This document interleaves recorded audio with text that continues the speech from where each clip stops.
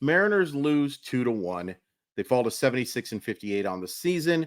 They've lost 2 of 3, and they lose the first of the 3-game series against the Mets. Go over the very few scoring plays very quickly. J.P. Crawford homers in the 4th, 1-0. Brendan Nimmo answers with a solo homer of his own in the 6th, 1-1. And Dan Vogelbach singles home Francisco Lindor in the 8th, 2-1. Before this is going to be a quick video, by the way, very quick. Probably one of the quickest that I've done outside of my 13-second one.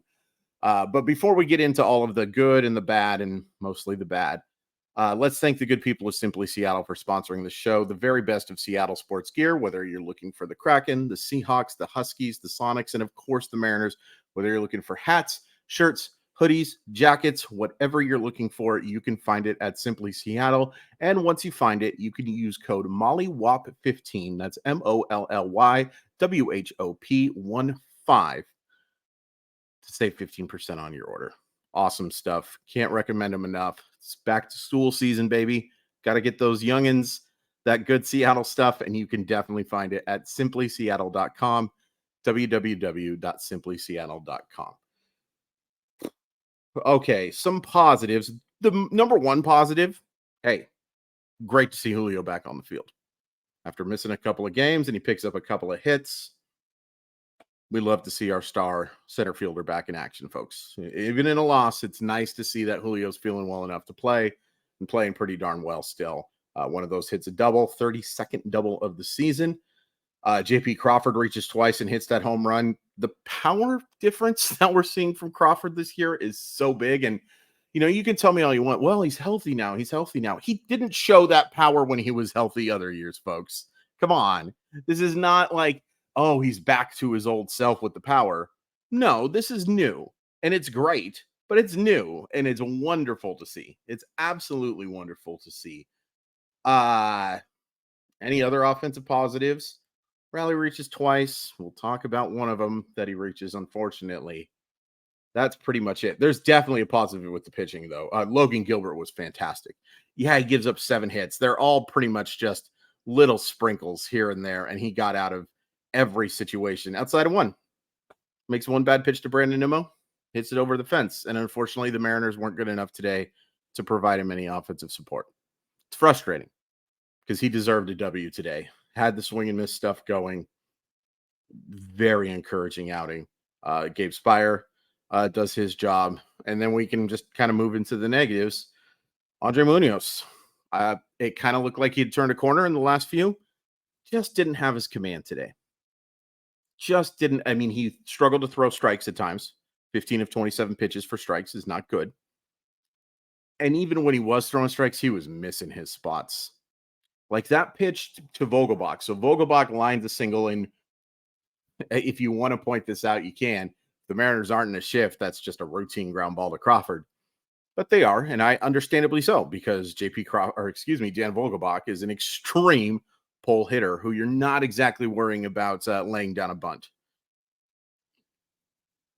But it runs over the plate, and it makes it an easier job for Vogelbach to just slap the thing. Wasn't a good pitch. He has to be better. I give him a little bit of a pass because of how good he had looked in the last 2 or 3 outings. But today was bad. Today wasn't good enough, and it cost him dearly. It would have cost him a lot less, though, if this offense would have been even a modicum better. But it wasn't. It was bad today. Even some guys who got hits like Teoscar struggled, Canzone struggled. The bottom of the lineup was awful. Ty France 0 for 3 with 3 strikeouts. Mike Ford 0 for 3 for 2 strikeouts. Josh Rojas does get 1 hit, but he also strikes out. And I do want to give some credit to Kodai Senga. That dude is super underrated. That is a legitimate, better than mid-rotation guy. Like, I'd want him as my number 2.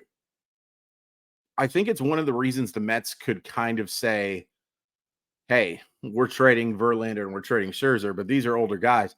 And I think we might have our ace in Kodai Senga. I prefer him as a 2. I'm kind of picky about my aces a little bit, but hey, he's pitched like one for most of the year. And if not for Corbin Carroll, I think he'd be the rookie of the year. I will give him credit. But there were some bad at-bats tonight. Eugenio Suarez was awful. 0 for 4 with 3 strikeouts. It kind of seemed like he was turning a little bit of a corner too, and defensively, he's been so fantastic. I don't want him hitting third right anymore. I certainly don't want him hitting second. I mean, that spot's kind of locked up right now, I would say. But I don't want him hitting in the top 3. I'd move him down to the 5 spot. Maybe even the 6. He just hasn't been good enough. Disappointing. Disappointing. It did seem like he was kind of turning a corner, but that corner turned right on back. It was a boomerang. Ty France has just been such a disappointment this year. It stinks. Because I really like Ty France. I think he is a really fun guy. And he has shown those flashes of brilliance. Heck, it was more than a flash.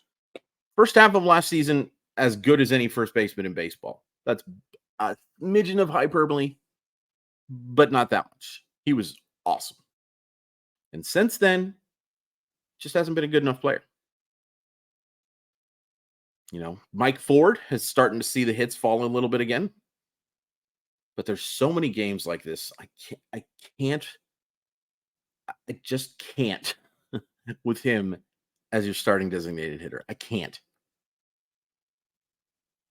I root for him because he's a Seattle Mariner and he's a great story. There are just too many games like this. I'm not asking for him to get on base every single game, and I'm not asking him to hit 300, 400, 500. 300 average, 400 on base, 500 slugging, in case he didn't get that. But I'm asking for some competence on a more consistent basis. There's just too many games where he isn't. And speaking of incompetence, and this is how we'll end this video. So Cal Raleigh draws a walk. Really good at bat. Gets on first base. Top of the 9th inning. Got your tying run on base, and you got the go-ahead run at the plate in Teoscar. And Caballero is picked off again. It's been a few hours since this has happened, and I'm still pretty angry about it.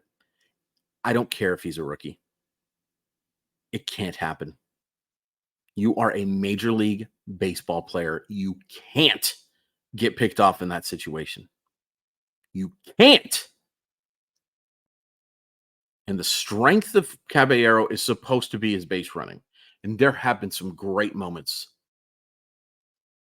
But giving away an out in that situation is unacceptable.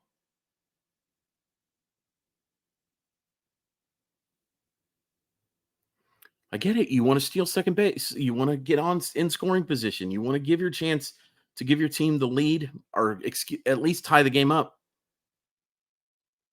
But it does you no good if you get picked off. It can't happen.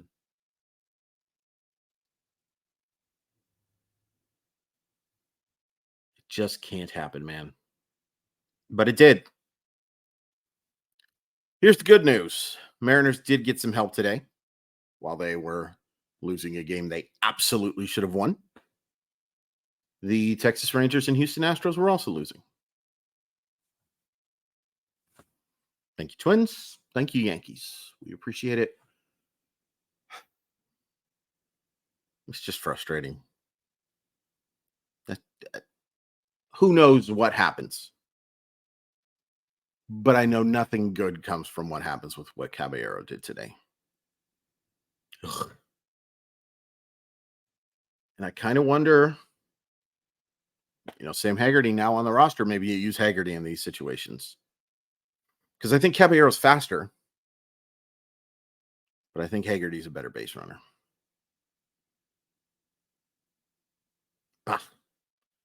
Tomorrow, Luis Castillo against David Peterson.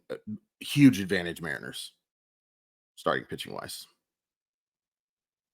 But they're going to have to hit better than they have over these last 3 games. You can please hit like and please hit subscribe on this video, even though Wasn't the happiest video. I'm sorry. You can follow me on that website at Crawford_MILB. And you can check out sports sometimes. You can check out the Sportstopia podcast. You can check out the RotoWire Fantasy Baseball podcast. I'd really appreciate you doing all three. The other thing I would ask you to do is please check out the article I wrote about Julio Rodriguez for the Seattle Met today. Thank you to my buddy Eric Nussbaum for giving me that opportunity. It's probably my favorite thing I've ever written. I really enjoyed it, and I would really like you guys to give it a look too. Short video, under 11 minutes. Can't happen, man.